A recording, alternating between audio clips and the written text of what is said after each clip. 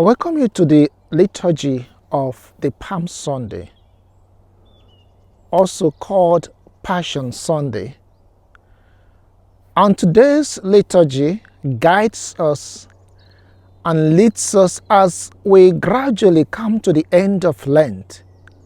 It leads us into the events that will be unfolding within this week called the Holy Week, the most sacred of all the weeks of the year, when eventually Jesus Christ, the Savior of the world, will bring to culmination his mission on earth through his passion, his death, and his resurrection.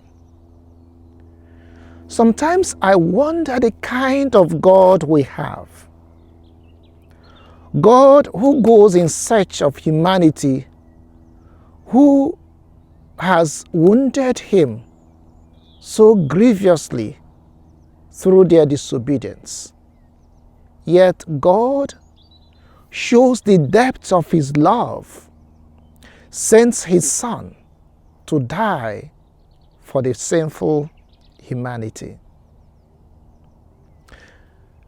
St. Anselm, in his book, Why God Became Man, makes us to understand the enormity of God's love.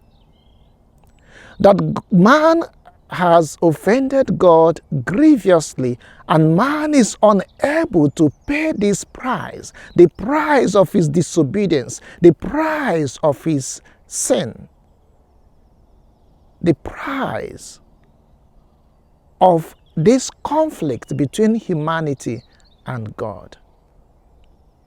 And God, being compassionate, had to send his Son, had to come in the form of man in order to pay that price and to lead humanity back into that fold, into that intention with which God created him at the beginning of all things, to share in the divinity of God.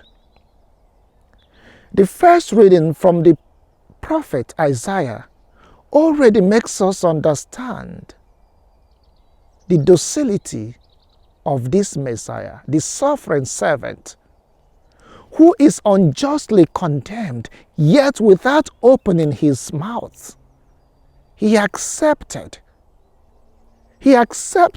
all the insults. He accepted all the inhuman treatment that was given to him by the same man, the same humanity, the same mankind that he has come to save. St. Paul, writing to the Philippians, in the second reading, brings this back to us. In that self-emptying of Jesus Christ, he's given himself, one whose nature was divine, yet he accepted to be born as man. And in that we see the descent of the Son of God. God accepting the human nature in order to redeem humanity. Psalm 8 tells us, what is man that you care for him? Mortal man that you made him little less than the gods. That you should offer your Son, offer to die, offer to suffer, in order to incorporate him into your own life.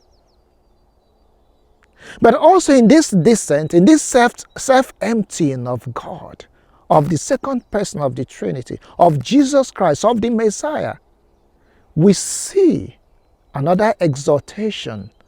God the Father taking him and raising him up, putting him at the highest level that all human beings, that all knees, all tongues must worship him, because he has made that one single sacrifice.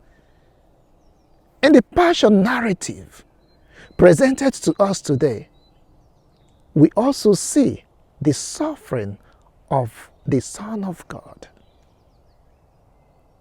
But one thing is sure, in all these stories unfolding, there are different personalities, different characters, different persons getting involved. We should ask ourselves, as we journey with Jesus through this Holy Week, what role do we play? What characters resonate with us? Do we associate with those who killed him, who mocked him, who spat at him, who hit him? Or do we associate with those who consoled him? Or the one that recognized his mistake, his sinfulness, and then asked for mercy? One thing is sure. If we really put ourselves in the mood of this event, of this Holy Week, then we'll be able to recognize and identify our own roles and be able to follow Jesus, to journey with him on this road to Calvary. And then it will bring atonement for our own sins, for our own mistakes, for our own sinfulness, and then empower us and then transform us to become faithful to the invitation of God to share in the life of the divine. We are the beneficiaries of these events. We should be grateful to God, but it does not end at the level of gratefulness, the level of gratitude. No, it goes beyond that.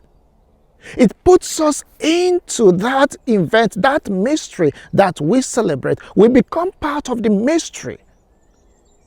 And then we sincerely make effort not to do those things that keep us separated from God, those things that keep us separated from Jesus Christ, those things that keep us separated from one another.